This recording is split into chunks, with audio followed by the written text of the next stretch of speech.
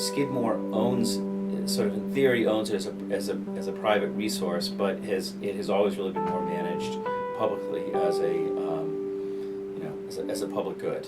You know, everybody around here has their own set of interests and things that they think the wood should be used for, and they're not always mutually compatible. So trying to prioritize what's important and be sure to maintain it. It's everyone's and no one's, that there's not this sort of sense of who are the stewards.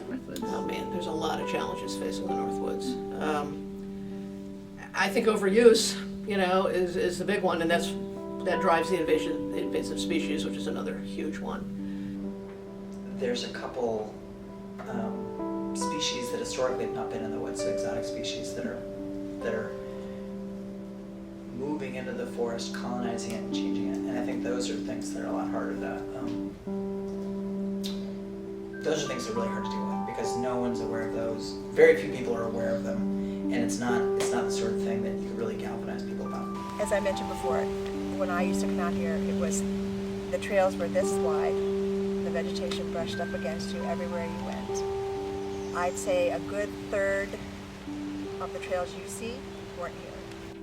I see a slight encroachment happening over time. And each one seems, well, it's small, How many trees did they cut down to build the music center, for example? Well, a few acres here, the parking lot outside this building, well, there's another few acres there. Each one seems not to be anything. But every few years, it's another dozen or 2 dozen acres that go. If I think about the number of bird species in there, the bird calls, way less, strikingly less from 20 years ago. The conversation about encroaching on Northwood space is one we'll always have, and I always think that's a challenge. Once you hack at it, it's gone. Let's be very thoughtful about what we're going to do with it. It's all questions of resources, and the Northwoods is one of those resources that has to be involved in that too. And so we have the Northwoods, and that's something that a lot of other colleges don't. It's one of those things that everyone will miss it when it's gone, but not everybody necessarily thinks about it, on a day-to-day basis, or even when they're out there, sort of what the cumulative effects are. This sets us apart. Not the new shishi dorm room that you have, but this. This is more important. But I think we need to think a lot more long-term about how we're going to manage the woods.